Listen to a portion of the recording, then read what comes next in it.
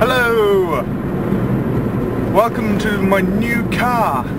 Kaylee, or Cayman Lee, so Kaylee for short, is, in case you are wondering, a 95 Honda Civic Marlin Special Edition. She does have some electronic issues. For example, I haven't got the lights on, so actually I should probably do that. There we go. But there are some dashboard light issues that need some very gentle technical assistance, as you can see.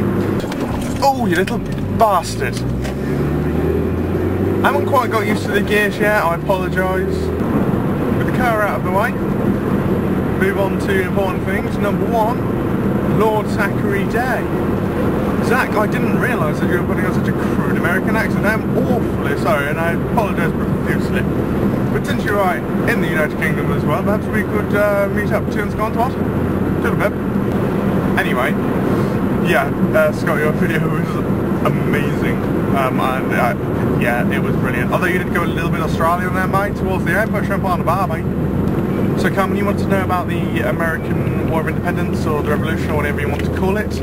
Well, to be perfectly honest, it's not really covered in the cakes, you toss pot. It's not really covered in English schools because, well, you know, we have like thousands and thousands of years of history to cover, from, you know, Stone Age and Stonehenge right the way through to modern times, where America only has like 300 years, so you can pretty much comprehensively cover everything in your education up to university level, whereas we can't.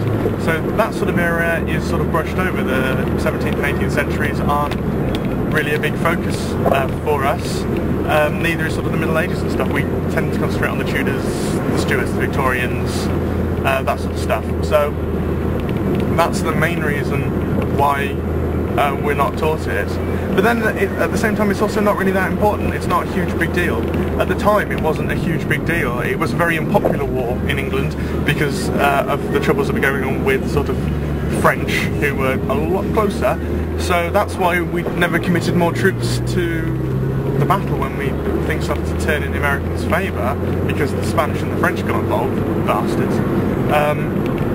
And with the Spanish and the French boistering up your attacks, we couldn't really fight you off effectively without committing more troops, and committing more troops was politically unpopular, and so we just chose to sort of give up. One thing that does sort of get me is that why a lot of Americans seem to think that we're going to be really pissed that we lost this conflict 250 years ago. We're not. It doesn't bother us. It didn't bother us then. It doesn't bother us now. It was British citizens against British citizens, so it doesn't affect our war record, which means that we haven't lost a war in 1,000 years of empire. One thing I will say though is people like this, when they're like, oh, you're really pissed that we kicked your ass, they do annoy me a little bit, because we're all friends now, and it's all cool, and Americans like British people, and British people like Americans, kind of, sort of, maybe, and it's all cool. But then you come out with comments like that, and we're just going to have to drop some history on your ass, and then I'll start talking about the French and the Spanish, and how you wouldn't have won the war if it wasn't for the French and the Spanish, and then you're going to get pissed, and everyone's going to start getting arsey, so don't do it, or we're just going to, you know, drop some history on you.